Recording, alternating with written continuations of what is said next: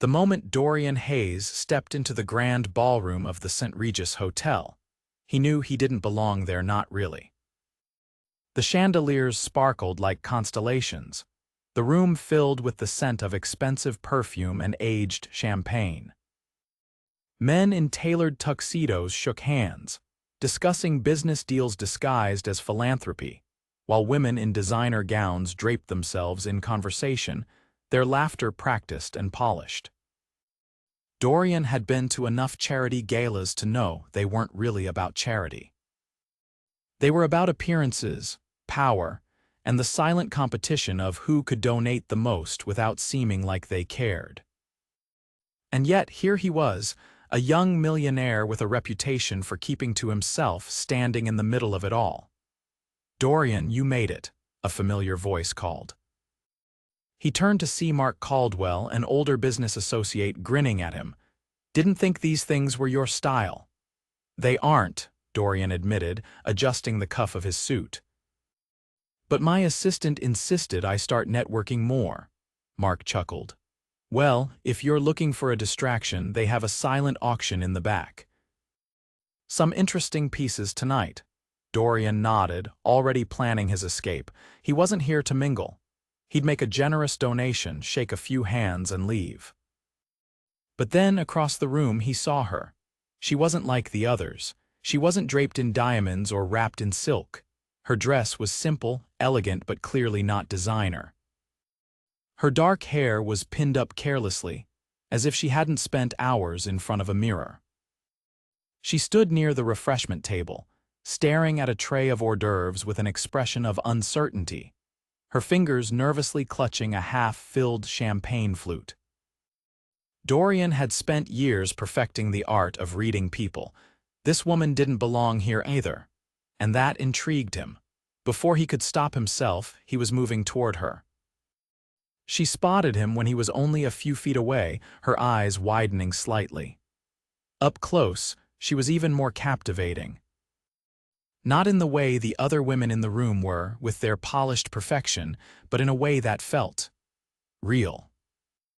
"Not a fan of the caviar?" Dorian asked, nodding toward the untouched appetizer she was staring at. She startled slightly before letting out a soft laugh.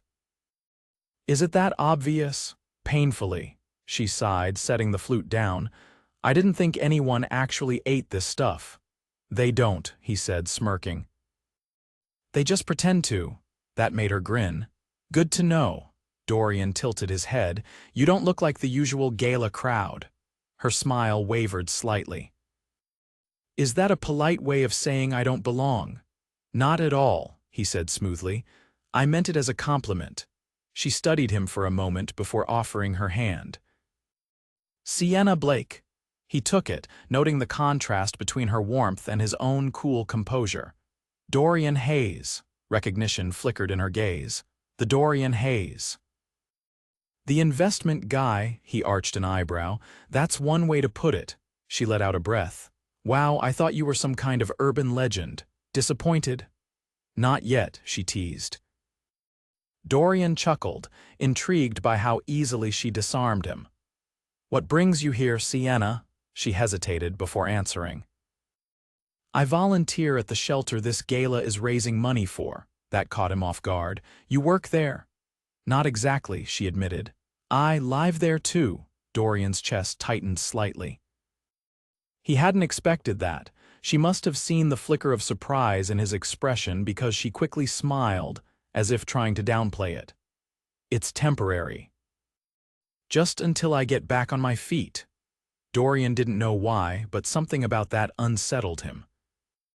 A woman like her, smart, charming, and full of quiet strength, shouldn't have to struggle just to survive. Before he could respond, a voice interrupted them. "Sienna, there you are." A woman in a sleek emerald dress approached, smiling warmly at Sienna before glancing at Dorian with mild curiosity. "Sienna, darling, aren't you going to introduce me to your new friend?" Sienna looked slightly embarrassed but complied. "Dorian, this is Claire. She runs the shelter." Claire's eyes widened. "Dorian Hayes. Well, this is a surprise." Dorian gave a polite nod, sensing that Claire was already sizing him up. Dorian was just asking why I'm here, Sienna said. Claire's expression softened. Because she's the heart of that place, always putting everyone else first. Sienna rolled her eyes. Exaggeration. Not at all, Claire countered. Then turning to Dorian, she added, you should visit sometime. See the work we do. Dorian didn't hesitate. Maybe I will. Sienna looked at him, surprised. Before she could say anything, an announcement rang through the ballroom, signaling the start of the live auction. Claire excused herself, leaving Dorian and Sienna alone again. So, Sienna said, tilting her head, was that just polite conversation, or are you actually interested in stopping by? Dorian held her gaze. Would you be there if I did? A small smile played on her lips. I practically live there, remember? Then I guess I'm interested, he said smoothly. Sienna laughed, shaking her head. You're something else, Dorian Hayes. You have no idea. For the first time in a long time, Dorian felt something unfamiliar stir within him, something dangerous, something real. And as he watched Sienna walk away, he realized something else. He had come to this gala expecting nothing. Instead, he had found her. Dorian had never been to a homeless shelter before. He had donated to them, of course. His foundation ensured a steady stream of funding to various charities, but he had never physically stepped inside one. It wasn't because he didn't care, it was because he had never thought to. His world existed in penthouses, boardrooms, and high-stakes deals. A shelter wasn't part of his orbit. Yet here he was, standing outside the modest brick building 2 days after the gala, staring at the peeling paint on the front door. It was a weekday afternoon, and the place was busy. Volunteers moved in and out, carrying boxes of supplies, while a few people lingered by the entrance, chatting in low voices. Dorian wasn't sure what he expected, but it wasn't the warmth that radiated from the place. He stepped inside, immediately greeted by the smell of coffee and something faintly sweet, maybe cinnamon. A few residents glanced up, their expressions shifting from curiosity to surprise. He was overdressed. His tailored suit and expensive coat stood out painfully against the worn-out furniture and faded walls. Then he saw her. Sienna was in the middle of unpacking food donations at the reception desk, her sleeves rolled up, a smudge of flour on her cheek. She looked different from the gala, less polished, more real. And just as mesmerizing, she caught sight of him and froze, her hands still gripping a can of soup. You actually came, she said, as if she hadn't quite believed he would. Dorian slid his hands into his pockets. I said I would. A slow smile spread across her face. I thought you were just being polite. I don't say things I don't mean. She studied him for a moment before setting the can down. Well, welcome to Hope Haven, he glanced around. It's different from what I imagined. She arched an eyebrow. What did you imagine? He hesitated. Something less, alive. Sienna laughed, motioning for him to follow her. Come on, let me show you around before Claire finds you and puts you to work. He smirked but followed, weaving through the shelter as she pointed out different areas: the communal dining hall, the dormitories, the small resource center where residents could search for jobs. Everywhere they went, people greeted her with familiarity, some teasing, some thanking her for things he didn't fully understand. You really know everyone here, he observed. I try to, she said. It's easier to help when you actually see people. That statement stuck with him. Dorian had spent years in a world where people were numbers, assets, or liabilities. Seeing them as anything else required effort. When they reached a quiet hallway near the back, she leaned against the wall and folded her arms. So what brings the great Dorian Hayes to a place like this? He leaned beside her, considering his answer. Curiosity, mostly, she tilted her head. About what? You, she blinked. Me. You don't fit into any category I know, he admitted. You're sharp enough to hold your own in a room full of billionaires, but you live here. You don't try to impress anyone, but people are drawn to you. A flicker of something unreadable crossed her face, and that confuses you. It interests me. She exhaled, her gaze dropping for a moment. Life doesn't always go the way you plan. I had a different path once, then things fell apart. Dorian didn't push. He understood the weight of pasts best left untouched. Instead, he asked, "And now?" "Now I'm rebuilding," she said simply. He respected that. Before he could say more, Claire appeared, hands on her hips. "Dorian Hayes, you're not just here for a tour, are you?" he smirked. "That depends. Do you have something in mind?" Claire nodded toward a stack of boxes. "We could use extra hands in the kitchen." Sienna barely hid her amusement. "You up for it, Hayes?" Dorian glanced at the boxes, then at her. "Why not?" For the next hour, he found himself doing something he hadn't done in years' manual labor. He rolled up his sleeves, unpacked supplies, and even attempted to chop vegetables under Sienna's watchful eye. He was terrible at it, which she found endlessly entertaining. "You're holding the knife wrong," she said, suppressing laughter. "I don't cook," he admitted. "Clearly," she teased, taking the knife from him. Their fingers brushed, and for a brief moment the world narrowed to just that, her touch, the warmth of her skin against his. She pulled away first, clearing her throat. "Here, let me." He let her, watching as she expertly diced the vegetables. "You do this often?" he asked. "Cooking?" "Helping people," she shrugged. "I had to learn how to stand on my own again." "If I can make it easier for someone else, why wouldn't I?" Dorian had no response to that. By the time they finished, the shelter had started serving dinner, and he saw firsthand how much Sienna meant to the people here. She knew their names, their stories. She asked about their job interviews, their kids, their health. She wasn't just living here, she was part of their lives. He hadn't expected to admire her even more. As the evening wound down, he walked her to the front door. "You survived your first day of real work," she joked. "Barely," he said dryly. She smiled, then hesitated. "Are you coming back?" The question caught him off guard. He should have said no. His life didn't have room for distractions. But standing there, looking at her, he knew the truth. "Yes," he said, "I am." Sienna's eyes softened, and for the first time in years, Dorian felt something shift inside him. Something he wasn't sure he wanted to fight. Dorian hadn't planned on returning so soon, but something about Hope Haven, about Sienna, kept pulling him back.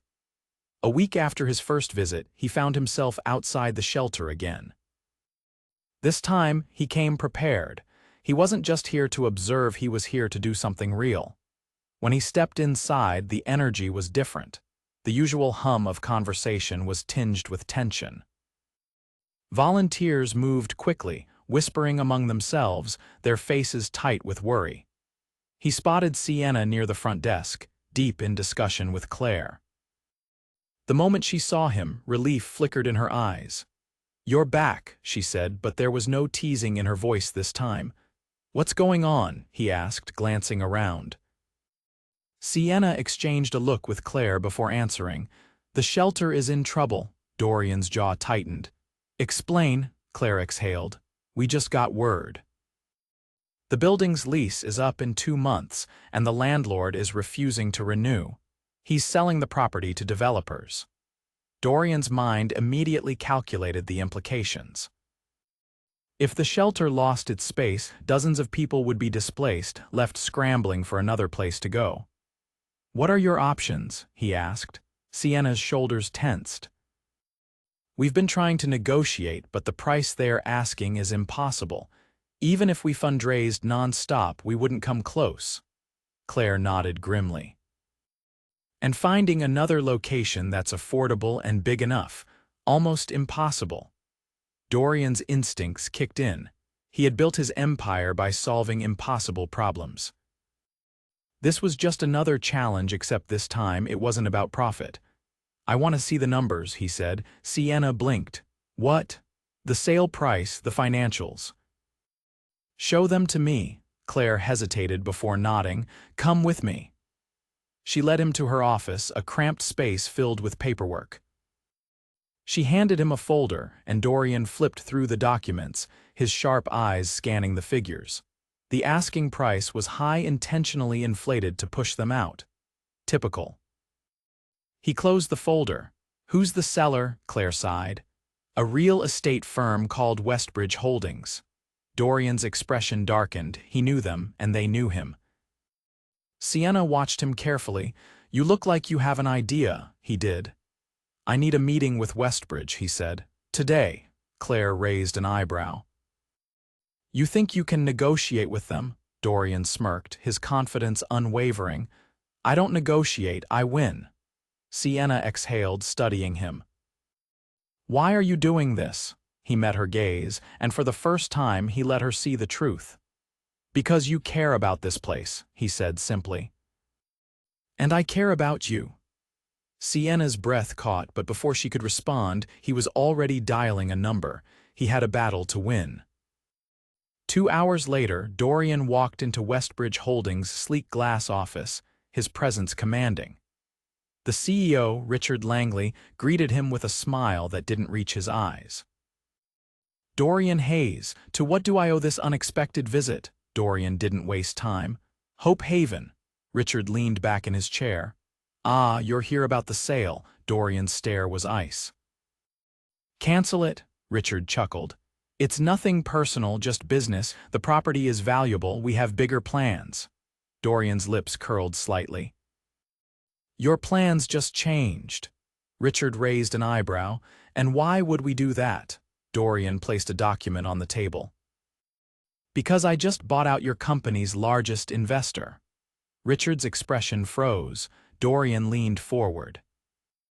Which means, as of this morning, I own a controlling interest in Westbridge Holdings. Richard swallowed. That's perfectly legal, Dorian interrupted. And effective immediately. Richard's shoulders tensed. What do you want? Dorian's voice was calm, but his words were final. You're going to sell Hope Haven to me. At cost. Richard hesitated before nodding. Done, Dorian stood. Pleasure doing business. As he left the office, he pulled out his phone and dialed Sienna. It's handled, he said simply. There was silence on the other end before she breathed. You bought the shelter? I bought the company that owned it, he corrected. Now it's yours. Sienna's voice was barely above a whisper. Why? Dorian's heart pounded. Because you deserve something that's yours, something no one can take away. When she spoke again, there was something raw in her voice. Dorian. I'll see you soon. He hung up before she could say more. Because for the first time in his life, he had done something not for power, not for profit, but for love, and it terrified him. Dorian had done a lot of things in his life, closed impossible deals, outmaneuvered ruthless competitors, built an empire from nothing. But he had never paced in the middle of the night, staring at his phone, debating whether or not to call someone. And yet, here he was. The city stretched out beneath his penthouse, a glittering maze of power and ambition. Normally, he found it exhilarating. Tonight, it felt empty, because she wasn't here. Sienna had barely spoken to him since he secured the shelter. She had thanked him, of course, but something in her voice had been hesitant. Guarded, he hadn't expected gratitude. He hadn't even expected her to understand why he had done it. But the distance between them was unbearable. So, at just past midnight, he got into his car and drove. When he arrived at Hope Haven, the building was dark except for a soft glow from the kitchen window. He knocked lightly, and after a few moments, the door creaked open. Sienna stood there, wrapped in an oversized sweater, her hair loose around her shoulders. Her eyes widened when she saw him. Neither of them spoke for a long moment. Finally, she stepped aside, letting him in. The kitchen was quiet, the scent of something warm lingering in the air. A half-empty mug sat on the counter. You couldn't sleep either, he said, his voice low. She shook her head. Too much on my mind. Dorian leaned against the counter, watching her. Talk to me. She hesitated, then exhaled. You changed everything, Dorian. His jaw tightened. Was I wrong too? No, she said quickly, that's not it, it's just, I don't know how to be in this new reality. He frowned. What do you mean? She rubbed her arms, suddenly looking smaller. For years, I've been fighting to stand on my own, to prove I could rebuild my life with nothing but my own strength. And then you walked in, and just like that, everything I was struggling for was handed to me. Dorian's throat tightened. You think I took something from you? She looked up, her eyes conflicted. I think I don't know how to accept something like this without feeling like I've lost a part of myself. He stepped closer, his presence overwhelming. Sienna, I didn't do this to take anything from you. I did it because I needed to. Because the thought of you losing this place was unbearable. Her breath caught. Why? His hand lifted, fingers grazing her jaw. Because I love you. The words hung between them, raw and unfiltered. Sienna's lips parted, but no words came. Dorian had never said those words to anyone before. He had never even believed in them. Love had always seemed like a weakness, an illusion people chased but never truly grasped. But with her, it was real, terrifyingly real. Her fingers curled into the fabric of his sleeve. Dorian, he leaned closer, his voice rough. Tell me you don't feel it too. Her eyes searched his, and then finally she stopped fighting. She surged forward, her arms wrapping around him, her lips crashing against his. It was nothing like the careful, practiced kisses of his past. It was wild, desperate, filled with everything they had been holding back. Dorian pulled her closer, one hand burying into her hair, the other pressing against the small of her back. She melted into him, her heartbeat thundering against his own. When they finally broke apart, their breaths were uneven, their foreheads pressed together. Sienna laughed softly, a sound filled with disbelief. I can't believe this is happening, Dorian smirked. I can. She swatted at his chest, but he caught her wrist, pressing a kiss to her palm. Let me help you, Sienna. Not because I think you need saving, but because I want to be by your side while you build the life you deserve.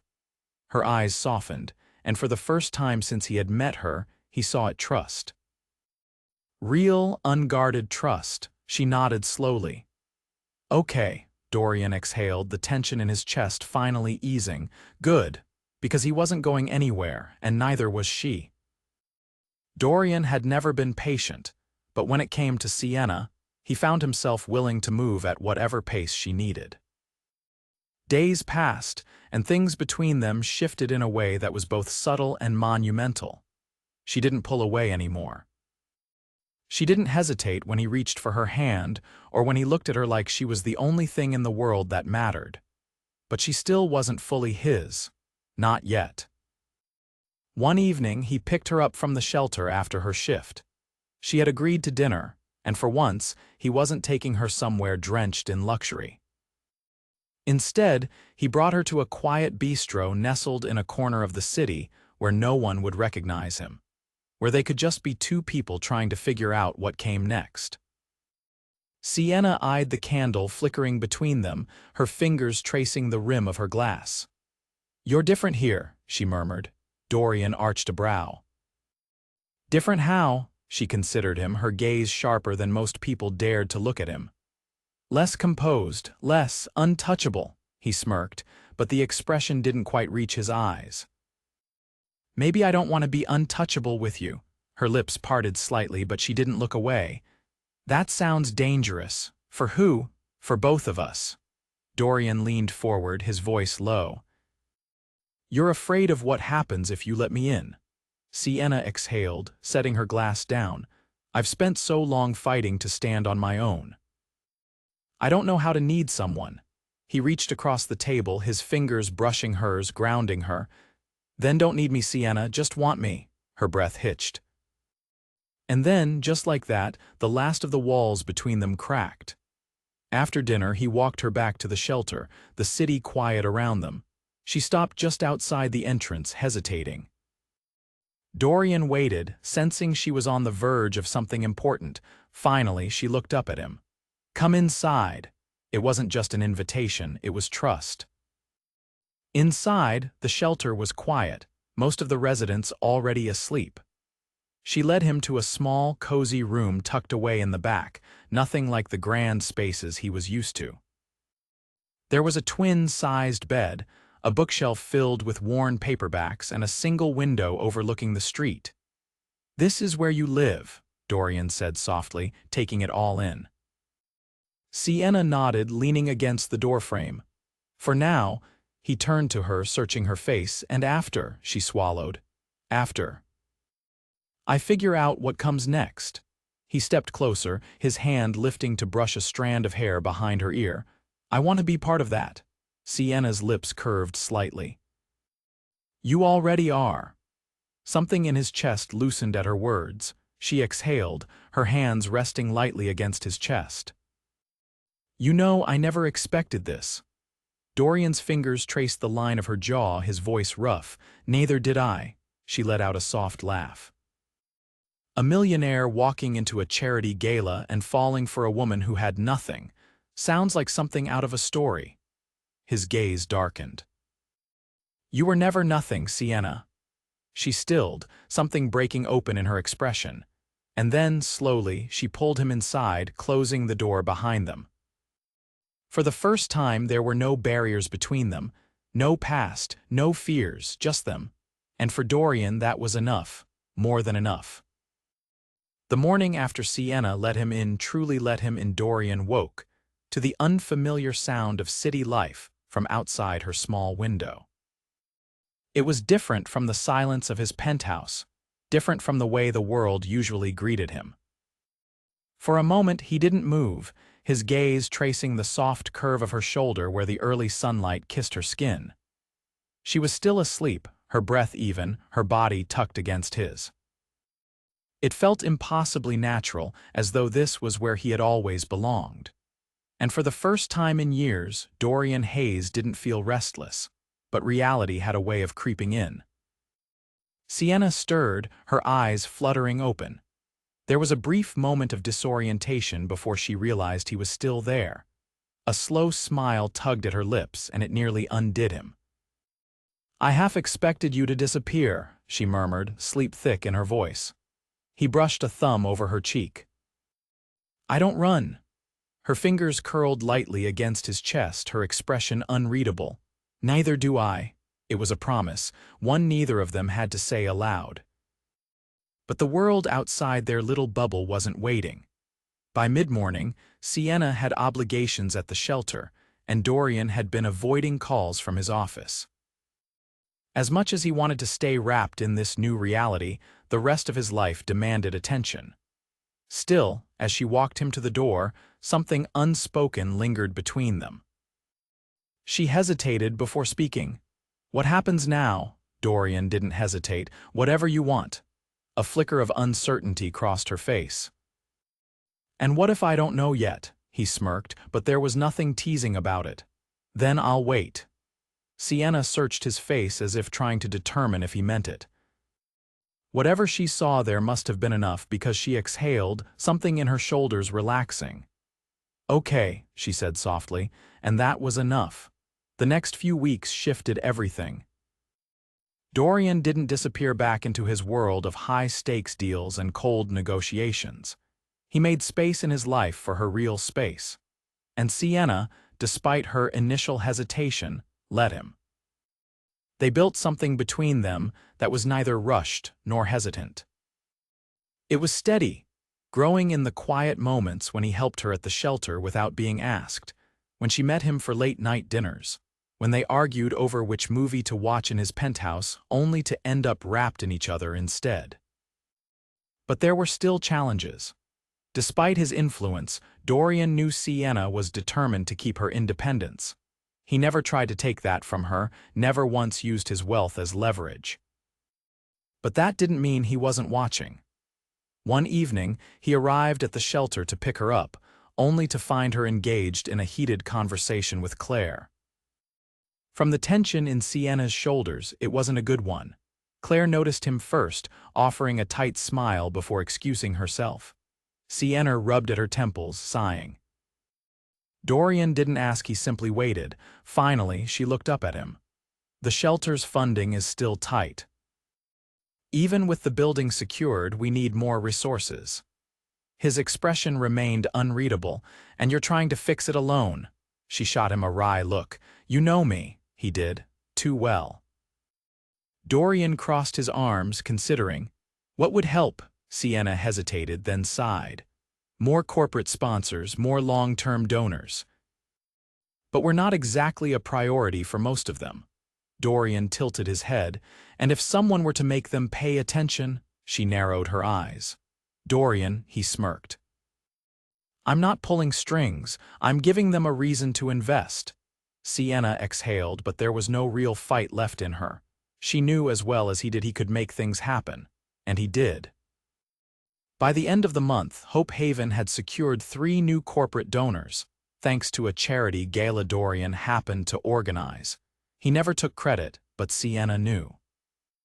When the final contract was signed, she found him on the rooftop of his penthouse, staring out at the city. She stepped in front of him, arms crossed. You really don't know how to stay out of things, do you? Dorian smirked. Not when it comes to you. She shook her head, but there was warmth in her eyes.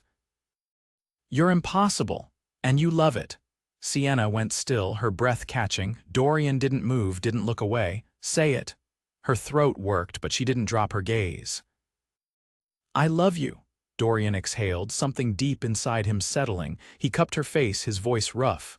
Good, because I'm never letting you go. Sienna laughed, wrapping her arms around his neck. I'd like to see you try. And then she kissed him. It was a kiss that left no room for doubt, no hesitation, a kiss that promised forever. And for the first time in his life, Dorian Hayes knew exactly where he belonged. With her, always.